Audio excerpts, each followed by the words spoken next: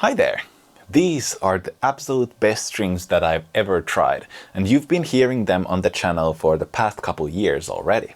Now let's try them once more and then get to comparing them to standard strings and hearing what exactly makes these different. First things first, this video has been sponsored by the Nordic Ernie Ball distributor EM Nordic. They sent me a set to use on this video, as well as a couple of sets to help me get through our recent European tour with Whispered. All of the tones are unaffected though, and I'm free to state my own opinions. So, the first time I tried Ernie Ball Cobalts was back in 2024. I had just gotten this ESP custom bass from the early 90s, and it came to me equipped with D'Addario EXL 165s, I believe. I played around with it for a while, then made a cover of Empire by the great Finnish prog metal band Wheel, and then went on to clean it and set it up with these strings that we had just gotten to the store that I work at. The difference between the two was amazing, much bigger than you can usually get with just swapping old strings to new ones. And I still actually have those files that I recorded to make the difference obvious to myself. And it's pretty obvious.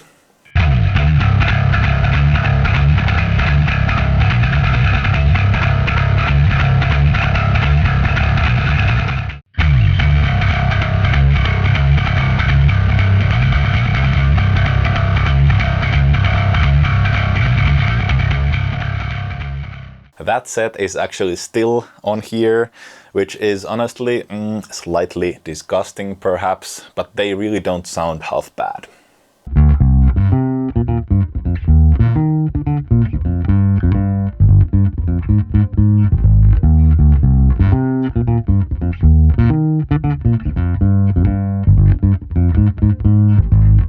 So, to bring these strings into context, here's a bit of personal string history. I've never been a great player, but what I can do is create some great tones.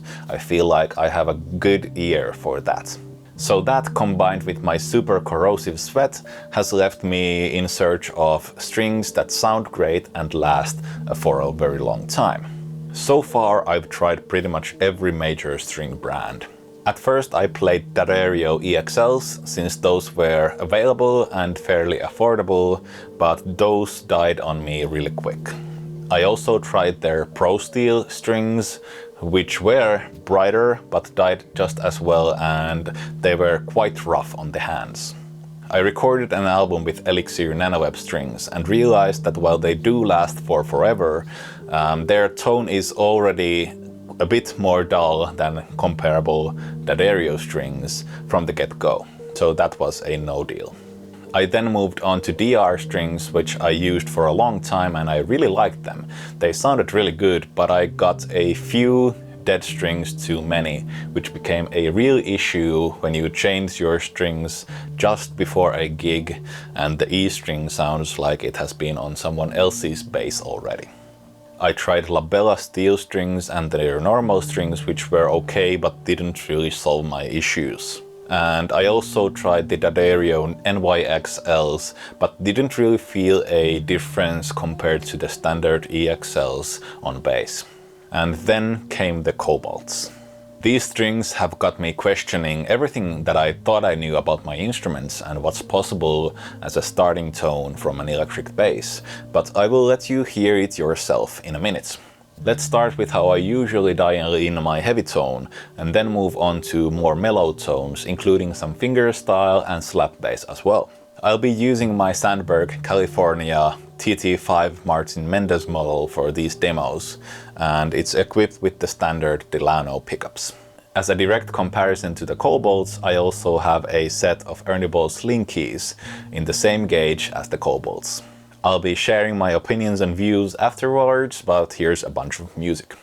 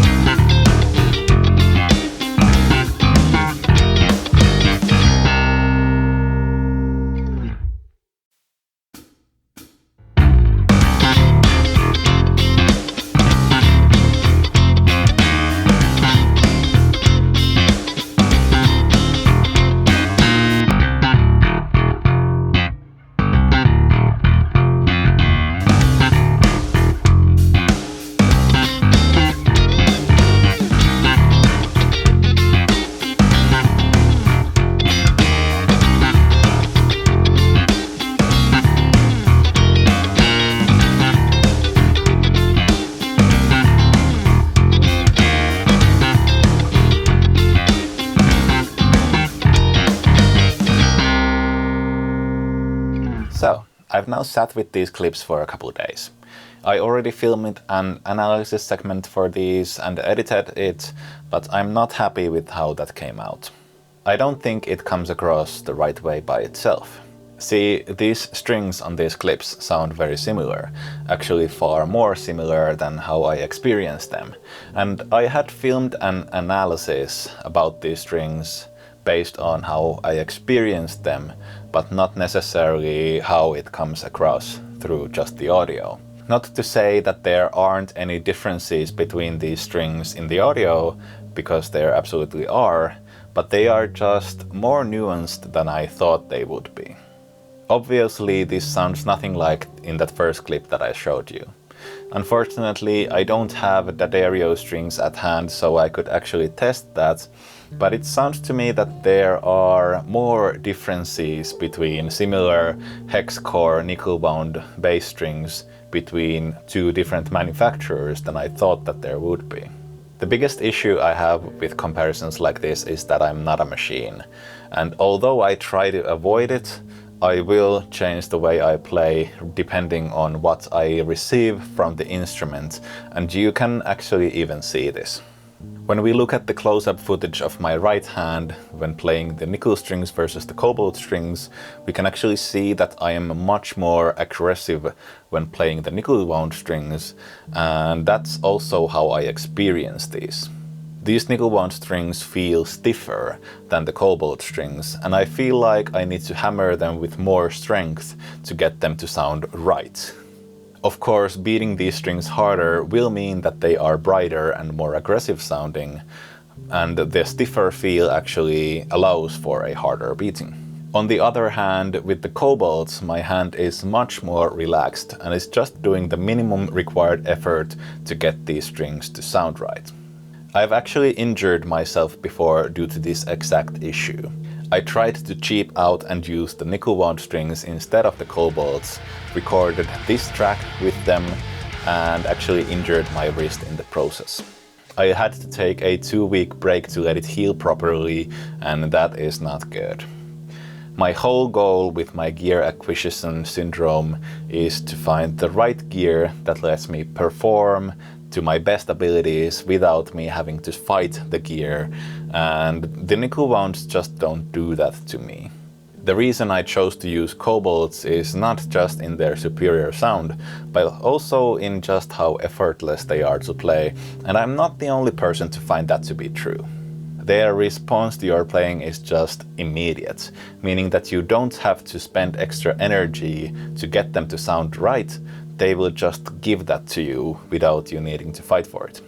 To me, this also makes them feel right. They're easier to play because of their response, and they do sound better, although in these clips not as drastically as I would have thought. But anyway, I encourage you to try these yourself, so you can feel the things that I feel when I play them. Maybe that will make my choice clearer to you. Then again, maybe not. We'll see. Anyway, let's get back into the tone analysis I filmed earlier, and I'll tell you what I heard. So, that's some music for you. I hope you liked what you heard. Both sets were brand new, and to my ear they were similar, yes, but both with their own distinctive voice.